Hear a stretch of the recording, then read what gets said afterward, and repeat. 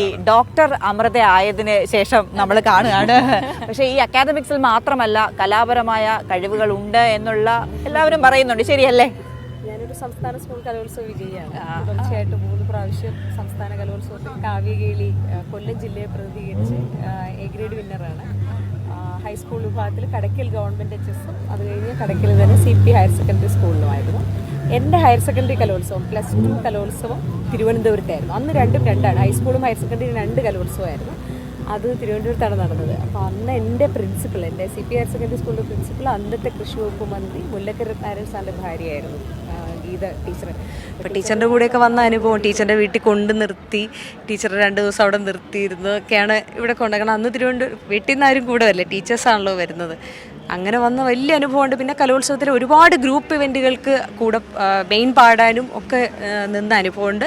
സർവകലാശാല കലോത്സവത്തിലും ഒപ്പനയൊക്കെ ഞങ്ങൾ ഫസ്റ്റ് വാങ്ങിയിട്ടുണ്ട്, ഗവൺമെൻറ് ലോ കോളേജ്. അവിടെയും അങ്ങനെ ഫുൾ ടൈം കലോത്സവം എന്ന് പറഞ്ഞാൽ എനിക്ക് 1 ഇയർ എൻ്റെ വിദ്യാഭ്യാസത്തിൻ്റെ പാർട്ട് ആൻഡ് പാഴ്സലായിരുന്നു എൻ്റെ ജീവിതത്തിൽ ഫുൾ ടൈം. അപ്പോൾ കലോത്സവം എന്ന് പറയുമ്പോൾ തന്നെ ആ സന്തോഷവും വൈബും, ഇവിടെ ഇരിക്കുന്ന ഓരോ ടീച്ചേഴ്സിൻ്റെയും കുട്ടികളുടെയും ഈ അടിവയറിലുണ്ടാകുന്ന ഒരു പ്രത്യേക അതെനിക്കും അറിയാം.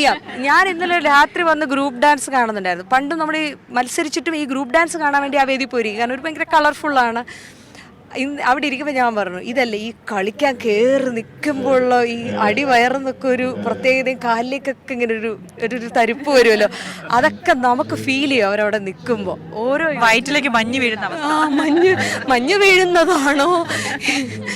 എനിക്ക് ഭയങ്കര ടെൻഷനുള്ള ആളായിരുന്നു ഇങ്ങനെ കയറുമ്പോഴേ. പക്ഷെ നമ്മൾ തട്ടേ കയറി കഴിഞ്ഞാൽ ഇതെല്ലാം മാറും.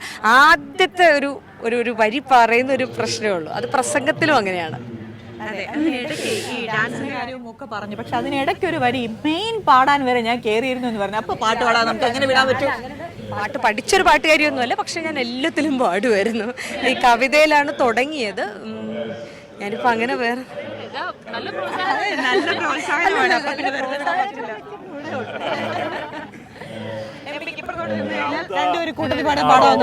അമൃത കഴിഞ്ഞ ദിവസം വളരെ അപ്രതീക്ഷിതമായിട്ട് അവിടുത്തെ സ്ക്രീനിൽ വന്നിട്ടാണ് ഞാൻ കണ്ടത്. നന്നായിട്ട് ഒരു പാട്ട് ദൂരദർശനിലൊരു പാട്ട് പരിപാടിയിൽ പോകുന്നുണ്ടായിരുന്നു ആങ്കറായിട്ട്. അപ്പോൾ അതിൻ്റെ പശ്ചാത്തലത്തിൽ അതിൻ്റെ ഒരു ആനിവേഴ്സറി വന്നപ്പോഴേക്കും ഒരു പാട്ട് കമ്പോസ് ചെയ്തിരുന്നു. പാട്ട് വന്നപ്പോഴാണ് ഞാൻ ശ്രദ്ധയിൽപ്പെട്ടത്. അധികം നന്നായി ചെയ്തിരുന്നു. പാടുന്ന അല്ല, ഞാൻ ഒരു കവിത ചൊല്ലിയാൽ മതിയാന്ന് വിചാരിക്കുന്നേ.